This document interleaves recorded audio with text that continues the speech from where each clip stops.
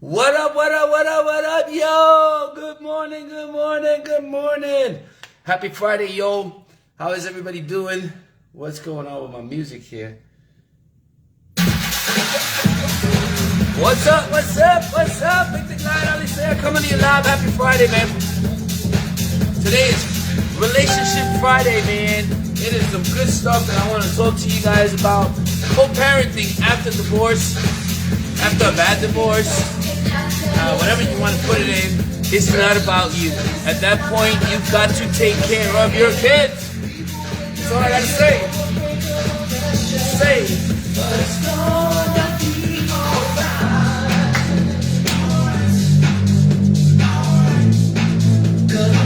I'm gonna get right to it, folks.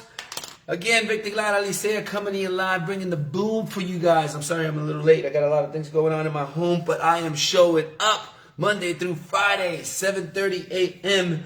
And I'm bringing the boom, man. This is one of those things about relationships and about parents and about people and their ego, you know. And I got to tell you, the moment that you had a kid, it's about them. Your life has changed. It's not about you. It doesn't matter what your ex has done to you. Your ex is not your kid's ex. That is their parent. And you got to get this in your mind. You got to understand. And so here are 10 steps that your kids, you know, to co-parent, to be a good co-parent, because it's not about you. This is about your kids. And a lot of suffering happens with our kids based on the divorce and our anger towards each other, which your kids should never feel. As hard as that is, it's not your problem.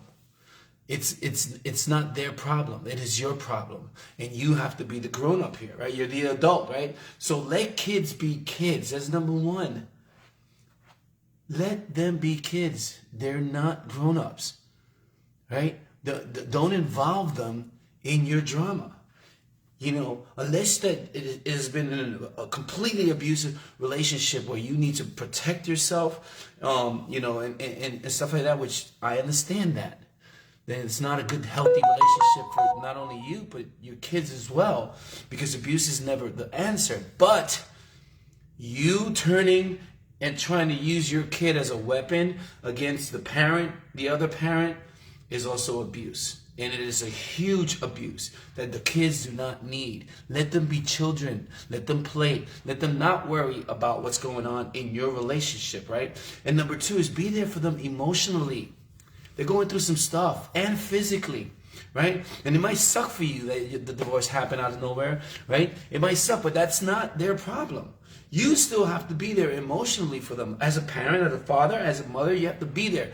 Both of you, be there for their kids, because they need to know that it's not, number three, you have to talk about the divorce. They need to know that it's not about them, that it's not their fault, that they will try to take the blame for this because we allow that to happen by the way that we talk about what's going on, right? And then number four is support the other parent, their role.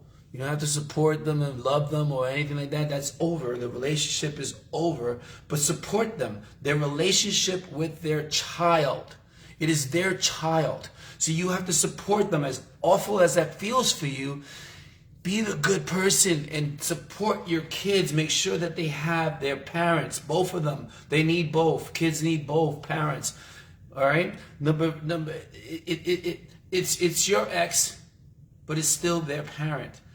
So respect that. Respect that spot for them, not for you. This is not about you. It can hurt you as much as it can, but make it better for your kids. Be civil.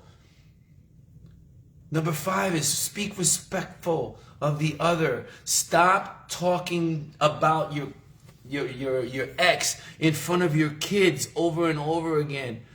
That is pain for them. Good morning, Bridget Young. How you doing? That is not your job. Your job is to, you know, put them in a bubble that is full of love from both parents.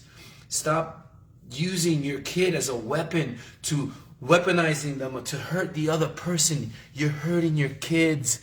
You're hurting your relationship with your kids. They will resent you if you do that. Do you understand that? Speak respectful about them. Never ever talk bad about your kids in front of them. they're not part of your conflict. They don't need to be on your side. They need love from both parents, right? Number 6 is maintain an open communication about the kids to each other.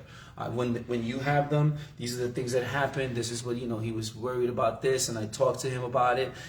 Find a way to be civil. It's not about you. Your kids are not a weapon against the other person for the pain that you've suffered in a bad relationship that probably you had a lot to do with it not working because you were stuck in your ways, or you brought things into the relationship that you weren't ready to work on, right? And sometimes, what can we do better?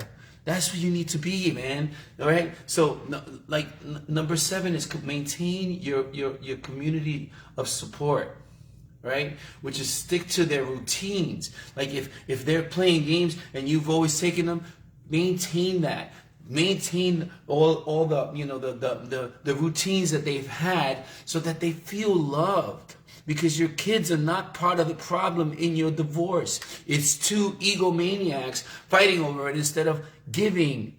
You're always asking and wanting and this or that, or you're not around enough, or whatever it is. It's not their fault that we chose to live the life that we live instead of working on a relationship, from being us, the best that we can be in it, always waiting for somebody else. And that's what happens in a lot of relationships.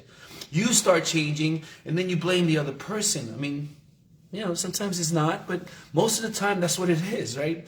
And so make sure you maintain their routines. Number 8 is work on yourself emotionally, and you don't want to be showing up all hurting and drunk and out of shape and unhealthy because you had a bad relationship. Grow up. Life goes on, and some people, they left me, they're this and that, and the kids have to see that. You're pained. You don't need to. Be healthy. Be emotionally healthy. Learn how to do that because you have to move on, right? It's not going to happen anymore, but your kids need to see that their parents are strong, right? We have to show them the way, right? And you have to, number 9 is work together. I know it's hard. But work with each other, help each other, because this is not about you. The moment you had kids, it's about them. And you've got to both, look, we didn't work out, and that's okay. But hey, how can I help you? How can I help my kid if that makes it better for you? Right? And be healthy, be present, show up all the time, right? And think about your kids first. That's the last one. Stop being selfish. Stop making this about you and your pain. Make it about being a co-parent with your children and showing them that it's not about them, that you are a good person, that you're a good mother, and that you're a good father. And together, you don't work, but you work for your children. I hope that this brings value to you. This is one of those topics that you need to understand. Stop weaponizing your kids to hurt your other parent, because you're not hurting them at all. You're hurting your relationship with them, and you're hurting your kids. So stop being that clown that you are, man. That's not okay. Your kids are not a weapon, and they're not involved in your relationship. They're your kids, and you need to father them and mother them with love and affection and protect them from the pain that you're creating, okay?